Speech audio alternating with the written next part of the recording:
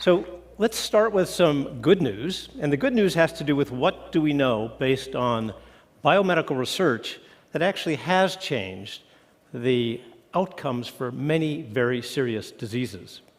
Let's start with leukemia, acute lymphoblastic leukemia, ALL, the most common cancer of children. When I was a student, the mortality rate was about 95%. Today, some 25, 30 years later, we're talking about a mortality rate that's reduced by 85%, 6,000 children each year who would have previously died of this disease are cured. But if you want the really big numbers, look at these numbers for heart disease. Heart disease used to be the biggest killer, particularly for men in their 40s. Today, we've seen a 63% reduction in mortality from heart disease. Remarkably, 1.1 million deaths averted every year. AIDS, incredibly, has just been named in the past month a chronic disease, meaning that a 20-year-old who becomes infected with HIV is expected not to live weeks, months, or a couple of years, as we said only a decade ago, but is thought to live decades, probably to die in his 60s or 70s from other causes altogether. These are just remarkable changes in the outlook for some of the biggest killers. And one in particular that you probably wouldn't know about, stroke, which has been, along with heart disease, one of the biggest killers in this country, is a disease in which now we know that if you can get people into the emergency room within 3 hours of the onset, some 30% of them will be able to leave the hospital without any disability whatsoever. Remarkable stories, good news stories, all of which boil down to understanding something about the diseases that has allowed us to detect early and intervene early. Early detection, early intervention, that's the story for these successes. Unfortunately, the news is not all good. Let's talk about one other story, which has to do with suicide. Now, this is, of course, not a disease per se. It's a condition, or it's a situation that leads to mortality. What you may not realize is just how prevalent it is. There are 38,000 suicides each year in the United States. That means one about every 15 minutes. Third most common cause of death amongst people between the ages of 15 and 25. It's kind of an extraordinary story when you realize that this is twice as common as homicide and actually more common as a source of death than traffic fatalities in this country. Now, when we talk about suicide, there is also a medical contribution here because 90% of suicides are related to a mental illness: depression, bipolar disorder, schizophrenia, anorexia, borderline personality. There's a long list of disorders that contribute. And as I mentioned before, often early in life. But it's not just the mortality from these disorders. It's also morbidity. If you look at disability, as measured by the World Health Organization with something they call the disability-adjusted life years. It's kind of a metric that nobody would think of except an economist, except it's one way of trying to capture what is lost in terms of disability from medical causes. And as you can see, virtually 30% of all disability from all medical causes can be attributed to mental disorders, neuropsychiatric syndromes. You're probably thinking that doesn't make any sense. I mean, cancer seems far more serious, heart disease seems far more serious, but you can see actually they're further down this list, and that's because we're talking here about disability. What drives the disability for these disorders like schizophrenia and bipolar and depression? Why are they number one here? Well, there are probably three reasons. One is that they're highly prevalent. About 1 in 5 people will suffer from one of these disorders in the course of their lifetime. The second, of course, is that for some people these become truly disabling, and it's about 4 to 5%, perhaps 1 in 20. But what really drives these numbers, this high morbidity, and to some extent the high mortality, is the fact that these start very early in life. 50% will have onset by age 14, 75% by age 24. A picture that is very different than what one would see if you're talking about cancer or heart disease, diabetes, hypertension, most of the major illnesses that we think about as being sources of morbidity and mortality. These are indeed the chronic disorders of young people. Now, I started by telling you that there were some good news stories. This is obviously not one of them. This is the part of it that is perhaps most difficult, and in a sense, this is a kind of confession for me. My job is to actually make sure that we make progress on all of these disorders. I work for the federal government. Actually, I work for you. You pay my salary. And maybe at this point, when you know what I do, or maybe what I've failed to do, you'll think that I probably ought to be fired. And I could certainly understand that. But what I want to suggest, and the reason I'm here, is to tell you that I think we're about to be in a very different world as we think about these illnesses. What I've been talking to you about so far is mental disorders, diseases of the mind.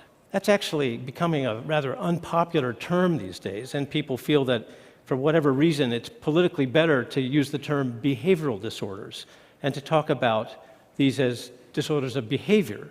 Fair enough, they are disorders of behavior and they are disorders of the mind. But what I want to suggest to you is that both of those terms, which have been in play for a century or more, are actually now impediments to progress. That what we need conceptually to make progress here is to rethink these disorders as brain disorders. Now, for some of you, you're going to say, oh my goodness, here we go again. We're going to hear about a biochemical imbalance, or we're going to hear about drugs, or we're going to hear about some very simplistic notion that will take our subjective experience and turn it into molecules, or maybe into some sort of very flat or unidimensional understanding of what it is to have depression or schizophrenia. When we talk about the brain, it is anything but unidimensional or simplistic or reductionistic. It depends, of course, on what scale or what scope you want to think about, but this is an organ of surreal complexity, and we are just beginning to understand how to even study it, whether you're thinking about the 100 billion neurons that are in the cortex or the 100 trillion synapses that make up all the connections. We have just begun to try to figure out how do we take this very complex machine that does extraordinary kinds of information processing and use our own minds to understand this very complex brain that supports it, supports our own minds. It's actually a kind of cruel trick of evolution that we simply don't have a brain that seems to be wired well enough to understand itself. In a sense, it actually makes you feel that when you're in the safe zone of studying behavior or cognition, something you can observe, that in a way feels more simplistic and reductionistic than trying to engage this very complex, mysterious organ that we're beginning to try to understand. Now, already in the case of the brain disorders that I've been talking to you about, depression, obsessive-compulsive disorder, post-traumatic stress disorder, while we don't have an in-depth understanding of how they are abnormally processed or what the brain is doing in these illnesses, we have been able to already identify some of the connectional differences or some of the ways in which the circuitry is different for people who have these disorders. We call this the human connectome, and you can think about the connectome sort of as the wiring diagram of the brain. You'll hear more about this in a few minutes. The important piece here is that as you begin to look at people who have these disorders, the 1 in 5 of us who struggle in some way, you find that there's a lot of variation in the way that the brain is wired, but there are some predictable patterns, and those patterns are risk factors for developing one of these disorders. It's a little different than the way we think about brain disorders like Huntington's or Parkinson's or Alzheimer's disease, where you have a bombed out part of your cortex. Here we're talking about traffic jams, or sometimes detours, or sometimes problems with just the way that things are connected and the way that the brain functions. You could, if you want, compare this to, on the one hand, a myocardial infarction, a heart attack, where you have dead tissue in the heart, versus an arrhythmia, where the organ simply isn't functioning because of the communication problems within it. Either one would kill you, and only one of them will you find a major lesion. As we think about this, maybe it's better to actually go a little deeper into one particular disorder, and that would be schizophrenia. because I think that's a good case for helping to understand why thinking of this as a brain disorder matters. These are scans from Judy Rappaport and her colleagues at the National Institute of Mental Health, in which they studied children with very early onset schizophrenia. And you can see already in the top, there's areas that are red or orange, yellow, are places where there's less gray matter. And as they follow them over 5 years, comparing them to age-matched controls, you can see that particularly in areas like the dorsolateral prefrontal cortex or the superior temporal gyrus, there's a profound loss of gray matter. And it's important, if you try to model this, you can think about normal development as a loss of cortical mass, loss of cortical gray matter, and what's happening in schizophrenia is that you overshoot that mark. And at some point when you overshoot, you cross a threshold, and it's that threshold where we say, this is a person who has this disease, because they have the behavioral symptoms of hallucinations and delusions. That's something we can observe.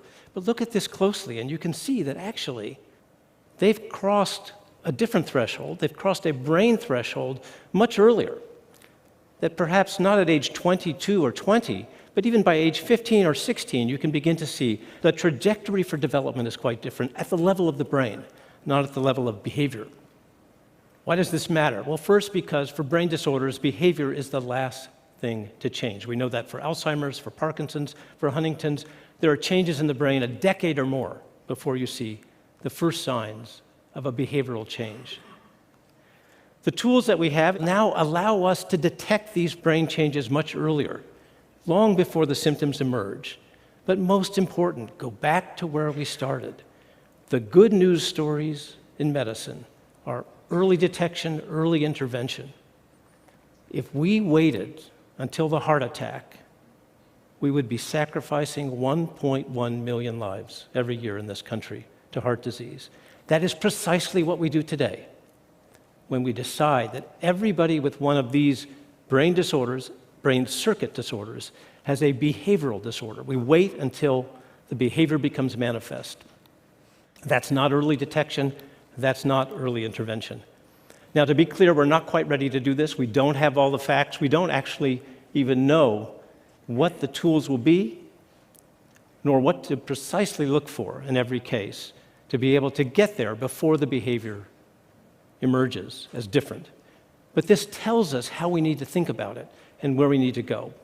Are we going to be there soon? I think that this is something that will happen over the course of the next few years, but I'd like to finish with a quote about trying to predict how this will happen by somebody who's thought a lot about changes in concepts and changes in technology. We always overestimate the change that will occur in the next 2 years and underestimate the change that will occur in the next 10.